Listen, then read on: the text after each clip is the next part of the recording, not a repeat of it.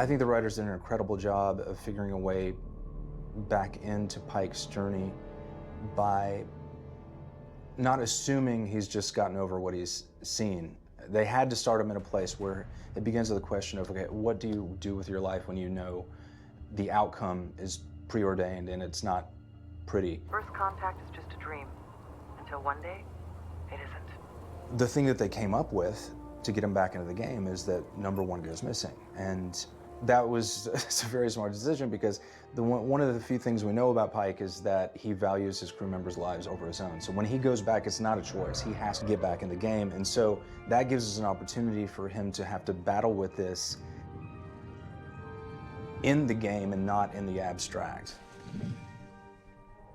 Captain. What? Oh, right, of course. Pike is a different captain than Picard or than Kirk. So what are these things like?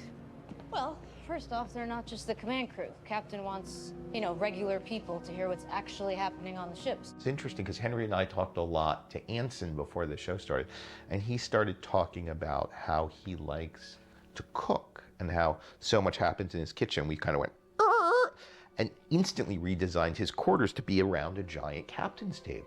General Ortegas, Cadet O'Hara, welcome. Dress uniform, huh? Grab a drink, I gotta deal with the ribs. Because what Pike is a consensus builder.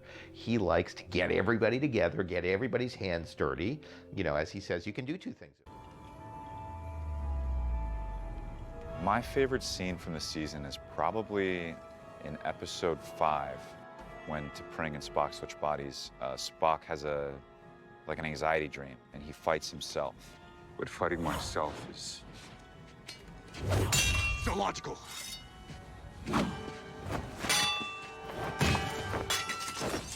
Filming that was really, really cool.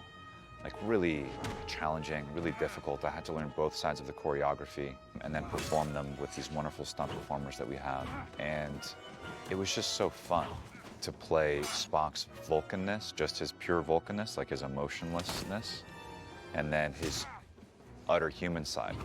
And so it was wild to have my Starfleet uniform on and not have my ears on and to have my regular eyebrows.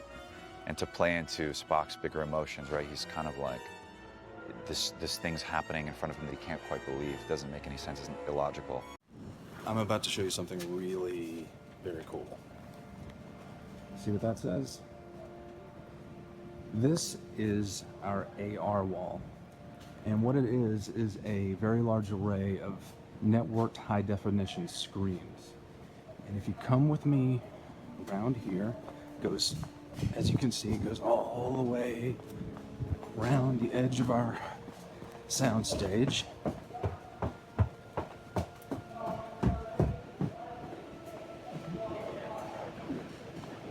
And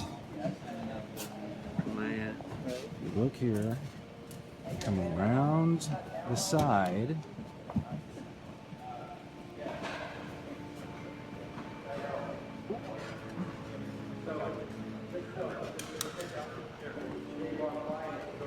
We can now act in the CGI environments in real time. And as you can see, those spots that look like they're blank, those are actually brought up because these parts of the screen are not being used in this particular shot.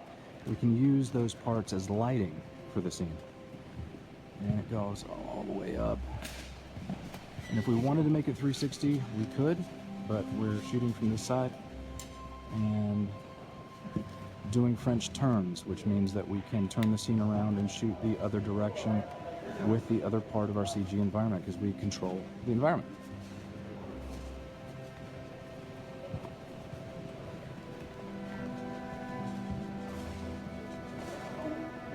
What's it like acting in this AR wall spot?